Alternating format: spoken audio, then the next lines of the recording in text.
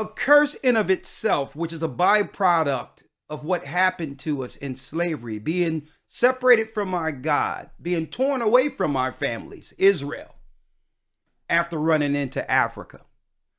Brothers and sisters, a byproduct of that is what? Non-trust.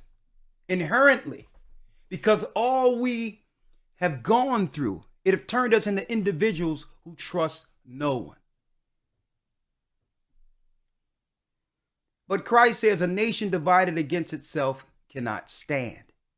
You can say what you want to say about every race of people, but when it comes down to the patriotism to uphold the country or the power structure that they're related to, the races that control and have destroyed Israel are unified. Doesn't matter what you think about them. There's power in unity. Our problem is because of what we've gone through, we fight alone, not trusting anyone. Okay, so that's a byproduct of slavery that was foreseen by the Almighty, and the Most High sent Christ to unify and say, listen, it's unbalanced. There's no way we can overtake the nations and take our proper place on earth if we can't at least be unified on some level. And that's why I wanted to talk about spiritually ready for the fight. Understand that no battle, and I'm going to use an analogy or an example that we all can relate to. No battle is won by individual kamikazes. Okay? No battle is won by individuals by themselves saying that I'm dealing with the Most High. And you'll have people come on and claim, well, listen, man, let me tell you, I don't deal with none of this stuff. I'm by myself and I'm just with the Most High and that's all I need. They're doing that to justify them being what? Alone.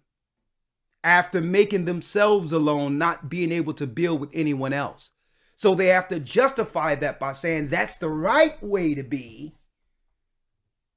I don't follow no man. Yeah, you do follow man. You're following you. The unity of the faith means something in these last days. It's just that what? People out there can't quantify what that is. And that's why I'm going to talk about this being spiritually ready to fight. You have to do what? You have to seek the battle, understand the battle, and know the cost of the battle. I'll lose alone. Who am I fighting with? Who am I fighting with? See? Or who am I fighting against?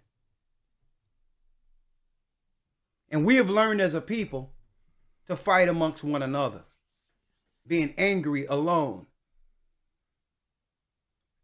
traumatized from the curses. So let's talk about the unity of the faith now. Let's read it real quick, Elder Lawya. Yes, sir. The book of Ephesians chapter 4, verse number 1. Therefore, the prisoner of the Lord, beseech you that ye walk worthy of the vocation wherewith ye are called, with all lowliness and meekness, and with long suffering, forbearing one another in love. Forbearing one another in love. Right? That means forgiving one another, going through ups and downs with one another, through the good and the bad. Read. Endeavoring to keep the unity of the Spirit and bond of peace. There is one body. There's what? One body. The unity of the faith. At the end of the day, folks, this is the body that must get found by every individual. There's one body. Read. One Spirit. One Spirit. Even as you're called in one hope of your calling. Now he's calling one individual at a time into a body. There's no kamikazes out there. There's no body. Well, it's me and my Bible. Because the Bible leads to the body. The awakening leads to what? A body, folks. Not individuals. Read. One Lord, one faith, one baptism. So there's not a bunch of doctrines this Bible is teaching, folks. So this is how we come to the unity of the faith and understanding. It's not about this, what this Israelite is saying and this Israelite and what this Christian is saying and what that Christian isn't saying. It's talking about everyone is wrong if they're not on what? The doctrine that was given to the disciples that unified Christ's ministry, the Bible. Is it hard to understand? When it comes to reading the Bible, the first thing that comes to mind is the fact that this is the Word of God. The seals have been broken and the truth is here. And when we go throughout the scriptures, when we go throughout extra biblical records, we find that the language that God employed, that He used to create the heavens and the earth, was the Hebrew language. Christ said, I came for the lost sheep of the house of Israel. But yet no one, no religious leader, no religious church out there anywhere can now identify the 12 tribes of Israel. Can we? God is quite simple, but it seems as if man makes understanding Him hard. What are those mysteries? The truth of your book